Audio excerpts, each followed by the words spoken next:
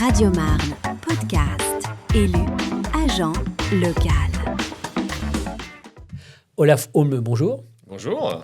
Alors, Olaf Holm, vous êtes le directeur du PNR. Donc, le PNR, c'est le parc naturel régional de la montagne de Reims. Oui, tout à fait. Donc, on est au cœur de la Marne et c'est un territoire qui est classé parce que d'être parc naturel régional, c'est un classement. Donc, c'est une reconnaissance par l'État pour le patrimoine et ces paysages qu'on peut trouver avec tout ce qui est derrière le patrimoine culturel, naturel. Et en fait, la particularité, oui, ça s'appelle parc naturel régional, mais dans les années 70, c'était le département plutôt qui était moteur pour créer ce parc. Ce poumon vert qui est vraiment en plein milieu de la Marne. C'est un joyau. Et d'ailleurs, je crois savoir que l'État a renouvelé d'ailleurs ce statut tout à fait. pour Donc, 15 ans je suis content encore. de vous dire que depuis le 21 avril, on a le nouveau décret des classements, donc la reconnaissance officielle. Et donc, on est très content parce que c'était un gros travail, parce qu'on travaille à la fois sur la concertation avec les habitants. D'ailleurs, le département aussi de solliciter tous les partenaires pour en fait demander le reclassement. Donc, ça veut dire la reconnaissance de ce territoire qui doit mériter apparemment ce classement. Bien sûr. Et en plus, écrire un projet de territoire, c'est une charte. Et cette charte doit nous donner des objectifs pour tout le monde d'ici 2040 pour se dire voilà sur quoi il faut s'engager pour préserver ces territoires, préserver le patrimoine, mais aussi, et ça vraiment j'insiste là-dessus, c'est aussi de s'appuyer sur ce territoire pour le développement local. Alors, on va y revenir parce que c'est vraiment intéressant. Alors déjà, petite chose amusante, et j'entends un accent qui ne me semble pas très marnais quand vous me parlez. Vous n'êtes pas marnais d'origine, j'ai l'impression. Non, je suis marnais d'adoption. Ce qui est souvent les meilleurs marnais. Hein. Ouais, après, je pense qu'il faut, à partir du moment qu'on s'engage et on sent en territoire, donc je suis arrivé par l'étape parisienne, où je travaille à la Fédération du Parc, mais à l'origine, je sais pas, qu'est-ce que vous pensez, mon accent, ça peut venir Norvégien, quelque chose comme ça, danois, non je sais pas, je suis pas bon à ce jeu-là. Non, mais moi, c'est mon nom, c'est un peu du fake, parce que en fait, c'est un nom danois, parce que l'Allemagne va de Munich jusqu'à la frontière danoise. D'accord, oui. Et j'ai ma part de la famille qui vient proche du Danemark. D'accord, oui, donc voilà, bon, je suis pas complètement faux. Et quelque part, c'est toujours amusant de se dire qu'on est un petit garçon au Danemark. Vous ne doutiez pas qu'un jour, vous alliez valoriser en France, avec autant de ferveur, parce que ça fait des années que vous faites ça, un territoire identifié de la Marne. C'est amusant de se dire que voilà, l'enfant ne pensait pas à ça un jour, forcément. Quand j'ai grandi en Allemagne, j'aurais jamais pensé... En fait, je voulais toujours Ou la forêt noire, vivre dans un autre pays. Après, la vie a fait que je suis parti en France et j'ai eu cette proposition de partir ici par rapport de cette mission d'être directeur du parc.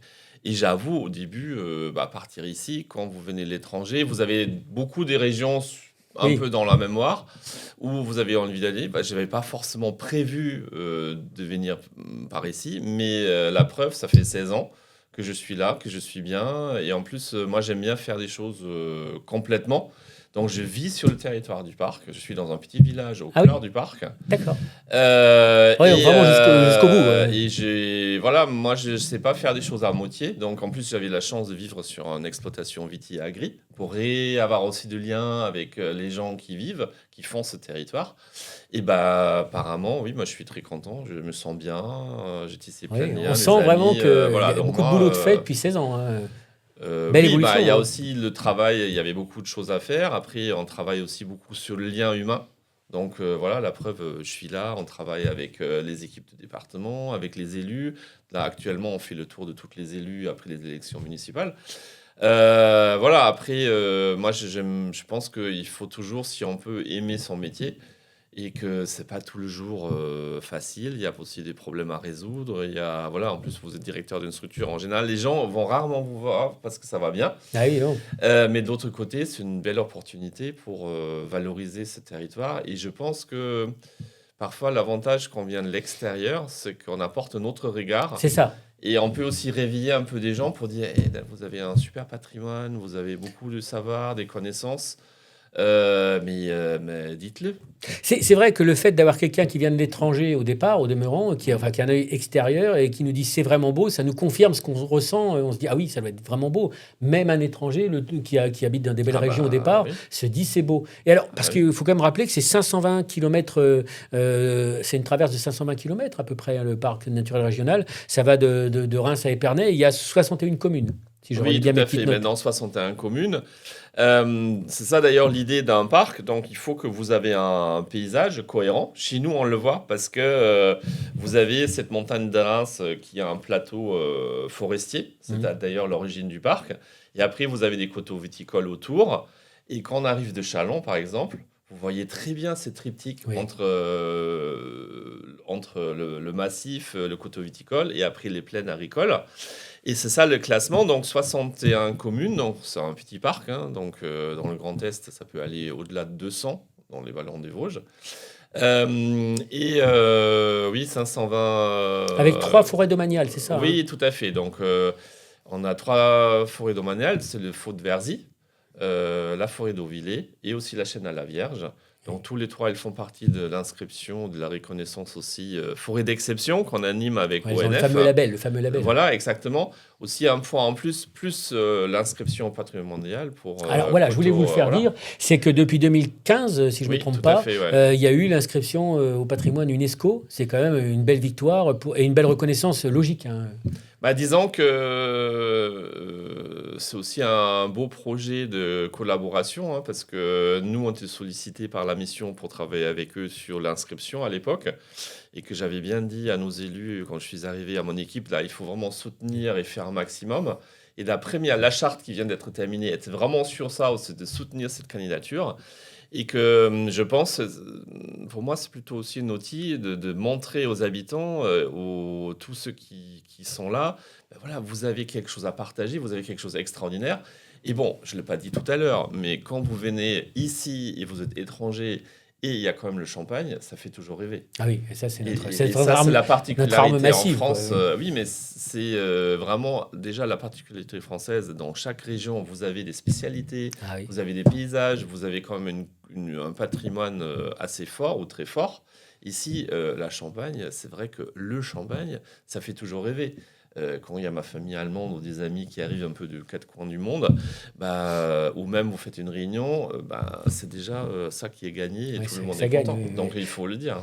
Alors, pour les 50 ans, car nous savons donc, vous soufflez les 50 bougies du Tout à parc. fait, Hein, ouais. voilà, c'est quand même une belle aventure, hein, quand même. Et vous êtes fait un beau cadeau, le parc. Vous êtes fait un guide, un nouveau guide. Tout à fait. C'est quoi ce guide?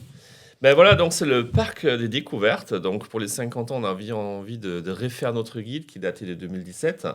Et le but, c'est plutôt d'inviter tout le monde, d'abord les habitants et aussi les touristes, à faire découvrir ce territoire, prendre du temps de voir, de se balader, de faire la randonnée, prendre le train, aller à la rencontre des forêts, de zones humides, de vallées de la Marne. Regarder autrement, prendre le Voilà, temps. prendre du temps, de regarder, découvrir et aussi d'expliquer un tout petit peu ce qu'est ce territoire et faire des propositions très concrètes. Voilà quoi faire. Et à la fois pour ceux qui sont dans les villes autour, dans la Marne, et que ceux qui viennent un peu plus loin. Alors, j'ai vu que vous appeliez ça un guide picoratif. Picoratif. Alors j'ai vu ça, donc je pense que c'est pour picorer, je suppose, parce que j'ai vu ça dans un article de presse, c'était vendu comme ça, donc j'ai dit bon, picoratif, donc on peut picorer. C'est un guide dans lequel on peut piocher un peu dans tous les sens, comme on veut, quoi. C'est exactement ça. C'est Donc c'est l'idée, et surtout voilà, de regarder les paysages, les villages, de dire voilà qu'est-ce qu'on a envie de faire. D'ailleurs, on a fait une petite rubrique 48 heures en montagne de Reims avec plein des idées à faire, qu'est-ce qu'on peut voir, d'avoir aussi les points de vue sur tous les paysages, la vallée de la Marne, sur Reims, Épernay, vers la plaine autour de Châlons. Je vais vous piquer le vôtre parce qu'il donne vraiment envie, puis il était Oui, ça c'est quelque chose d'ailleurs. Ouais. Les aires des pique-niques, je suis sûr, ils sont bien pleins. Où on le trouve ce guide? J'ai peur d'oublier cette question indispensable parce que les gens vont se dire mais oui, ce guide. On a bien sûr à la maison du parc, donc vous pouvez venir les chercher de lundi à vendredi. Après, je laisserai sûrement des exemplaires chez vous parce que ces guides au département, donc grâce à l'aide du département, au soutien. Et je remercie vraiment très fort le président parce que ça nous permet vraiment d'avoir cet outil dans les offices de tourisme, à travers aussi de l'ADT dans les manifestations diverses sur le territoire. Et après, on peut nous faire une demande pour qu'on le dépose dans les mairies, dans d'autres points. Voilà, Donc il ne voilà, faut pas c'est ça hésiter. l'idée. Il ne faut pas hésiter. Au contraire. Et donc d'ailleurs, il y a la version française et bientôt la version anglaise aussi qui sortira. Alors, il y a aussi cette idée, on est sur une forêt multifonctionnelle, on dit Ouais. un peu. C'est un peu ça, ce concept. Ça veut dire quoi, une forêt multifonctionnelle, en gros Alors, une forêt, souvent pour les personnes, c'est la nature, c'est là où on se balade, etc. Mais en fait, oui, vous avez cette fonction qu'on appelle une fonction sociale, parce qu'on se ressource, on fait des activités, on fait du sport. Bah, chez nous, il faut clairement le dire, il y a la chasse aussi, c'est une vraie activité très importante. Mais c'est pas tout. Après, vous avez aussi la partie exploitation forestière, parce qu'on souhaite tous avoir des produits en bois. On veut tous avoir des produits aussi locaux. Oui. Donc aujourd'hui, l'enjeu, c'est toujours de pouvoir l'exploiter et valoriser cette ressource.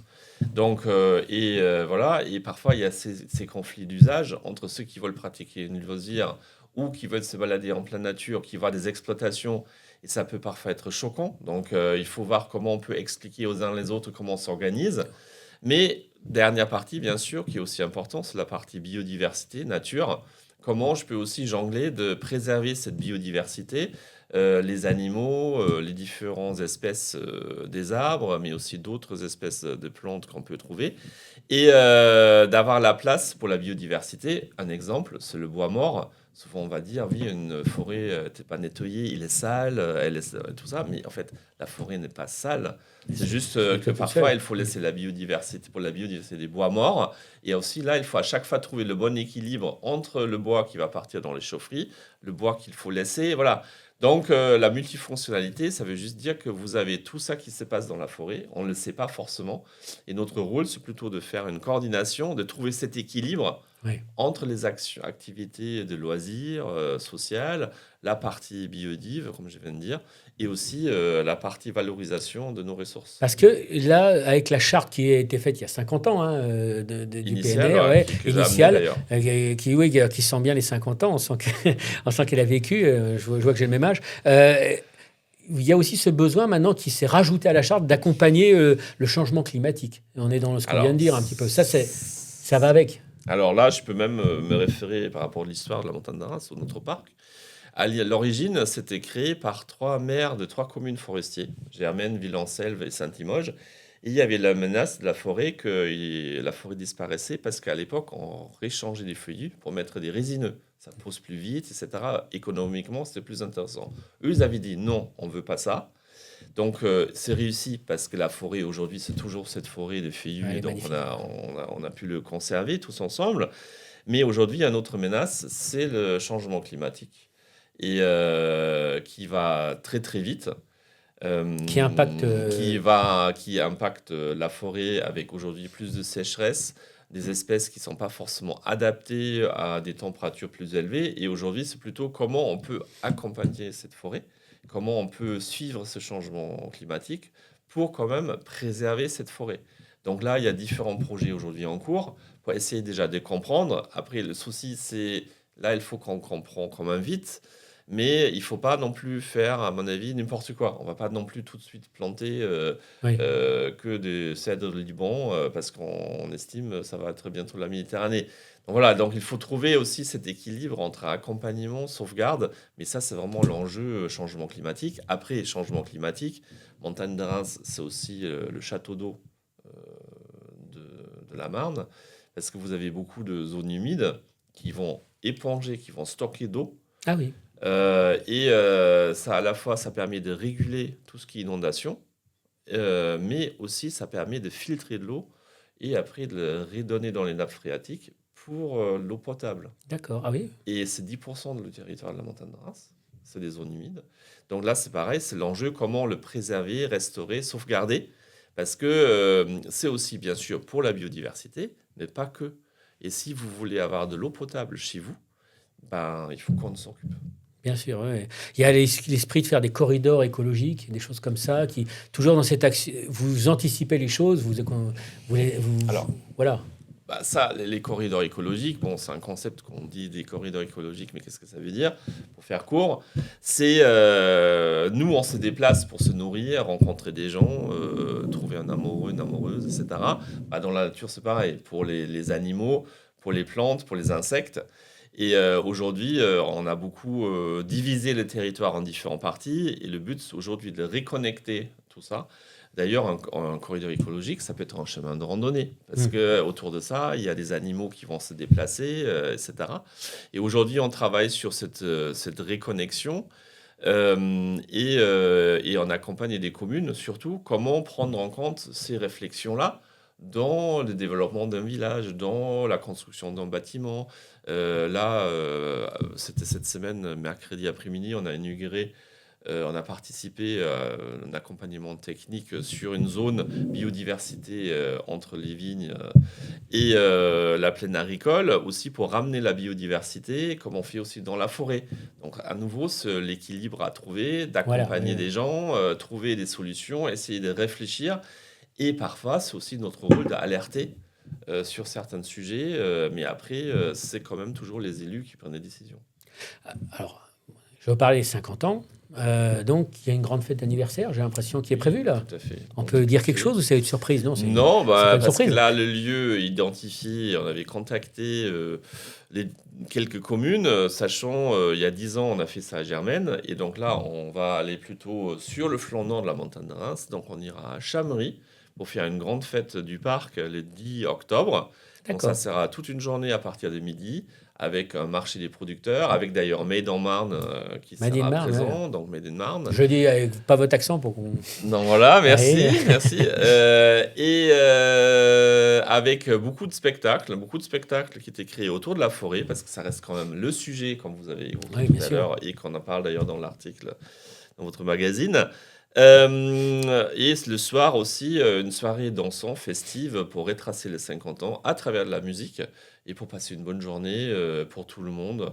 D'ailleurs, on croisera votre mascotte?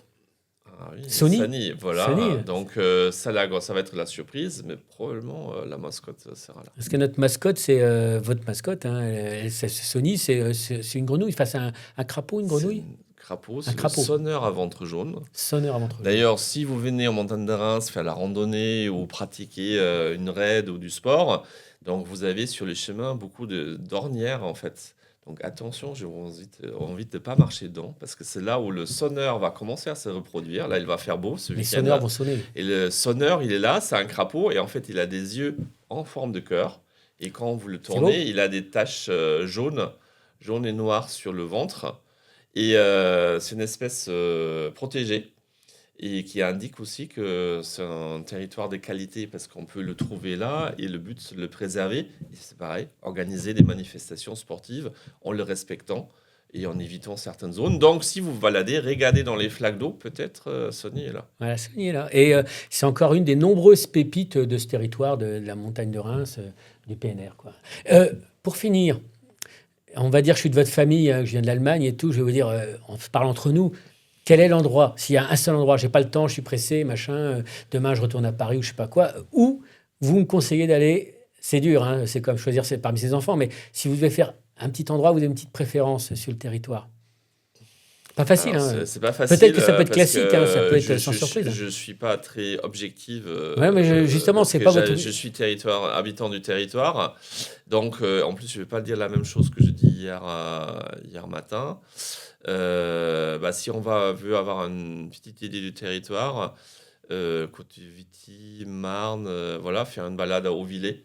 C'est toujours très sympa. Très, en très plus, bon on village. peut partir... découvrir des différents vignerons, mais de Hauvillers, vous pouvez partir vers le Pic Noir. C'est une petite balade dans la forêt domaniale au-dessus, avec tout un chemin d'interprétation autour de cette forêt domaniale de Hauvillers, et peut-être après faire un pique-nique à Hauvillers sur un des points de vue qui surplombe la Marne, avec vraiment une très belle vue. Je pense que ça peut être une halte sympa. Écoutez, je vous remercie. On garde l'astuce pour nous, on n'en parlera pas. Merci beaucoup. Et puis, écoutez, on se retrouve pour les 60 ans du parc. Oula, oui, tout à fait. Et merci pour l'invitation. Au revoir.